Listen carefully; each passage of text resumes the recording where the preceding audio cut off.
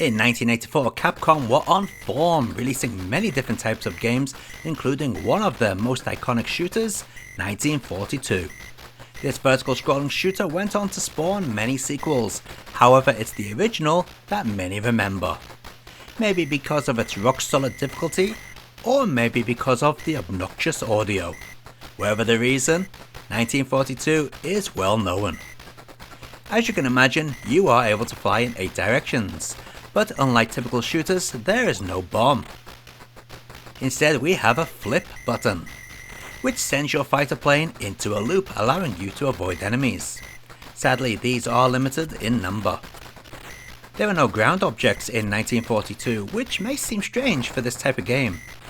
And there are no strange enemies to defeat, everything is a plane. Of course, some enemies take more shots than others. There's also a power-up system in play, which will increase your firepower. These power-ups are obtained by destroying a set of small red planes that like nothing more than to fly in annoying patterns, making it tricky to take them down. There are 32 stages in total, which are split into 7 areas. Sadly, I'm really bad at this game, so you're not going to see the later areas. Sorry.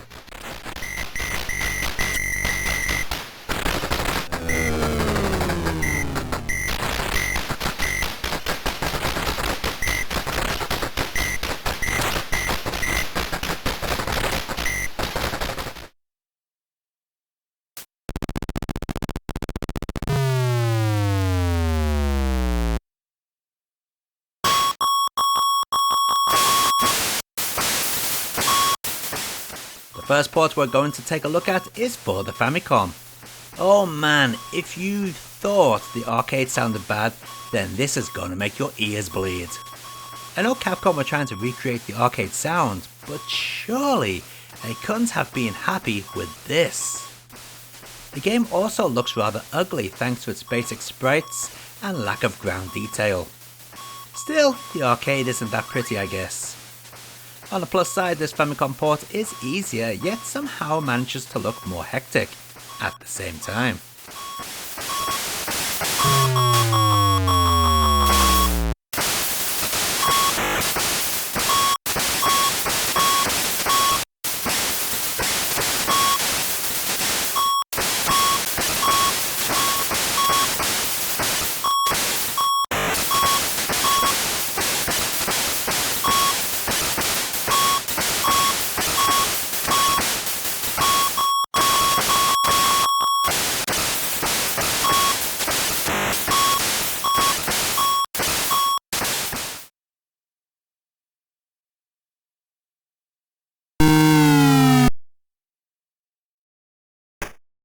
Next we'll take a look at the home computer ports before moving back to the consoles and Japanese computers. First up is the Amstrad CPC. First thing that struck me when playing this is, wow, couldn't they have made the playing window any smaller if they tried? The second point was, well, at least it's more pleasing to the ears than the Famicom port. On the bright side, this Amstrad CPC version isn't a ZX Spectrum port, which is always a plus point. Sadly, it is rather slow in movement as well as the firing rate. There are times you wish you're playing to fire, but you can't because you've already loaded the screen with the limit of bullets the game can handle. If only this port moved a little quicker, it may have been good, or at least worth a play.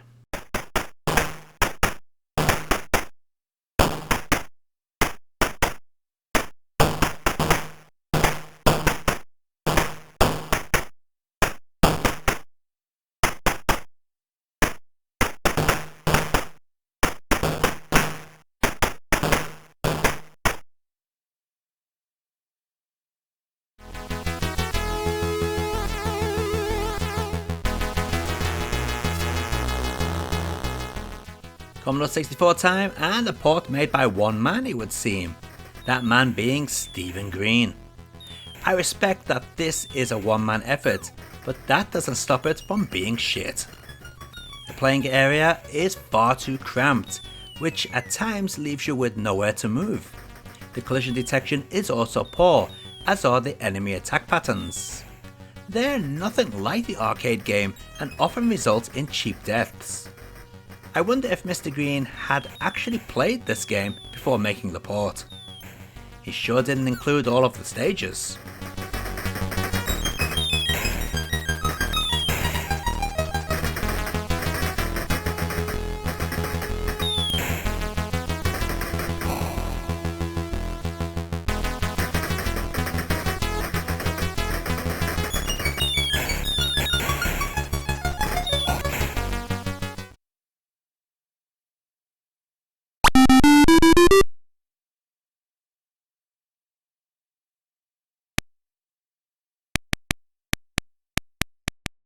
Who would have thought that the ZX Spectrum version could be better than the C64 and Amstrad CPC?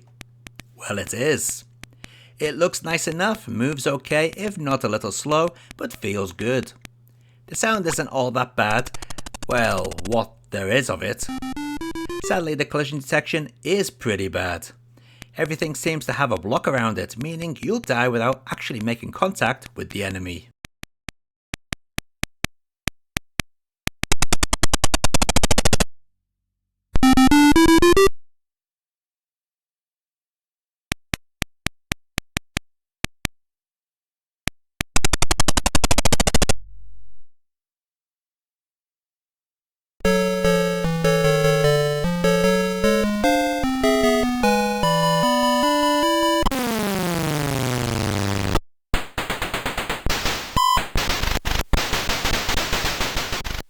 Okay, Japanese home computer time.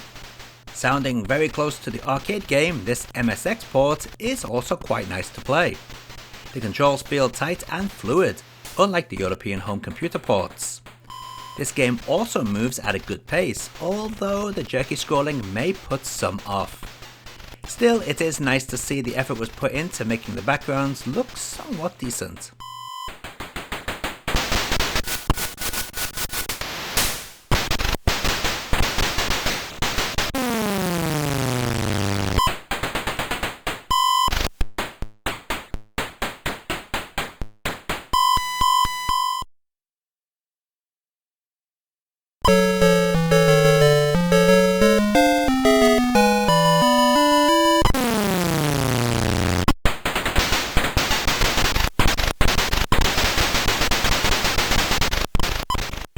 Wow, the MSX2 port looks quite nice and plays fast. In fact, at first glance, it's a really good port. That is until you notice the horrendous sprite flicker that occurs when larger planes appear on screen. It's so bad that I had died countless times from invisible enemies flying into me or unseen bullets hitting my plane.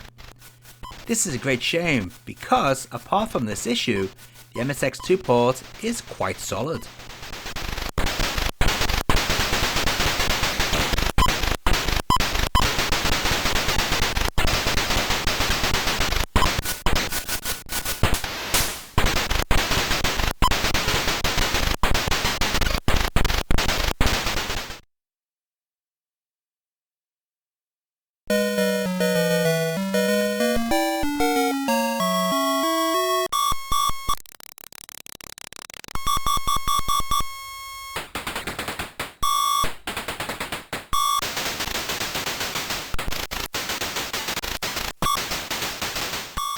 Stepping back a bit in quality here with the NEC PC88 port.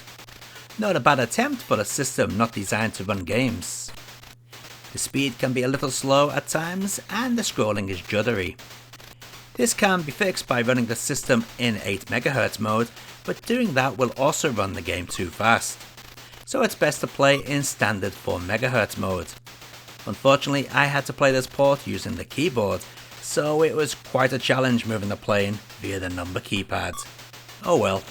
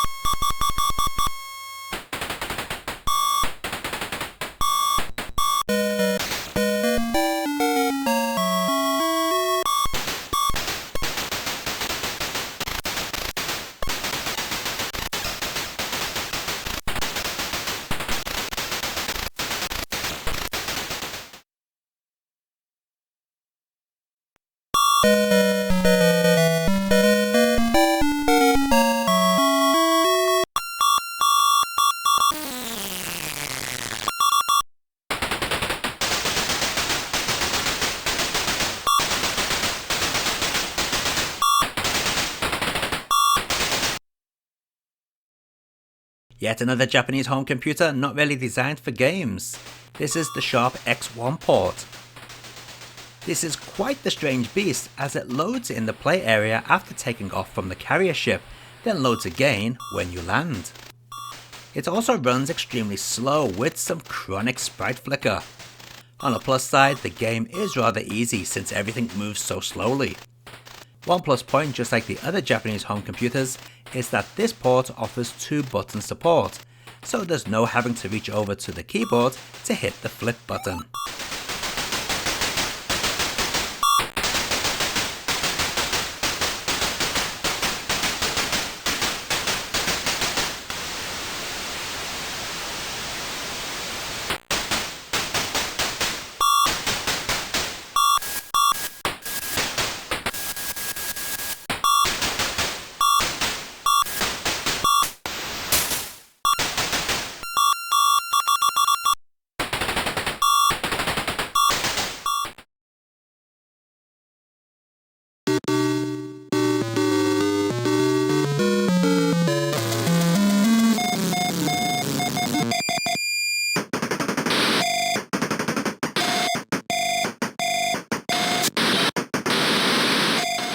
Yet another Japanese home computer port here on the Fujitsu FM7.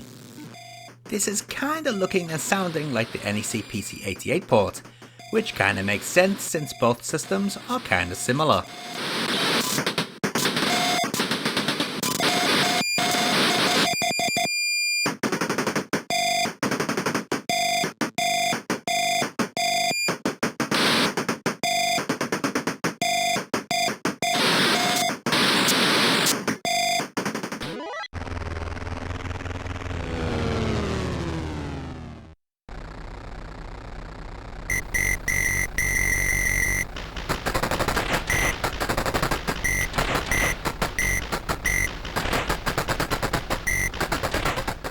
Found upon the Capcom Generations 1 compilation is this PlayStation port of 1942.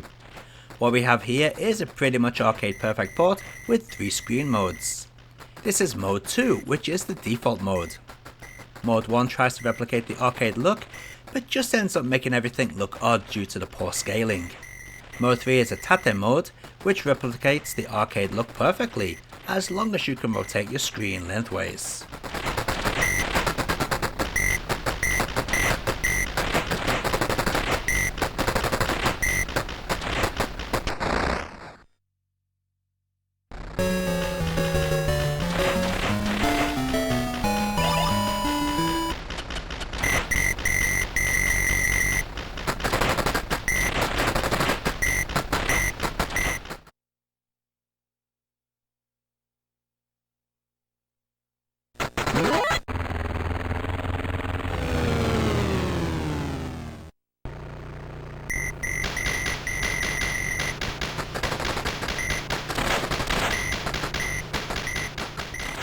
Just like the PlayStation version, the Saturn port is arcade perfect. The only advantage this version has over the PlayStation is that it loads a hell of a lot quicker. If people are interested, I'd be happy to post a short video in the community tab showing this.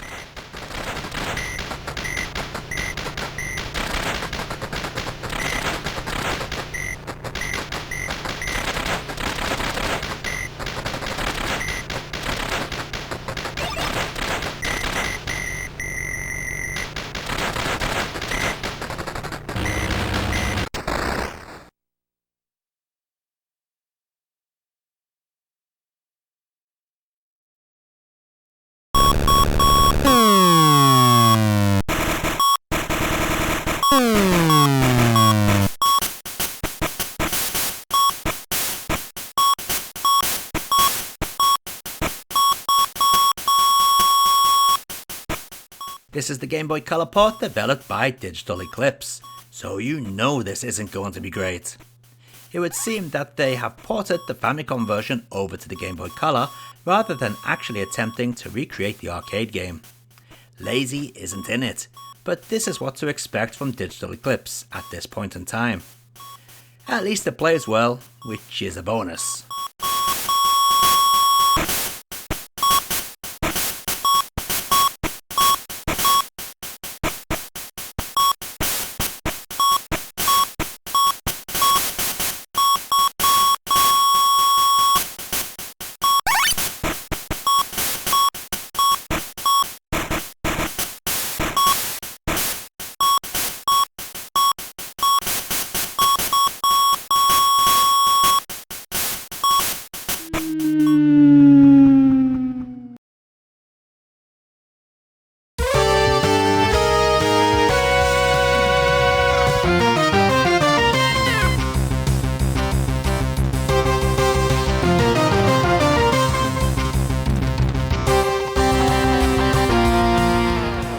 And finally we finish with a licensed port for Java-based mobile phones. This is by far the best sounding version of 1942 without a doubt. Just a shame it scrolls worse than the MSX port. What on earth went wrong with this one?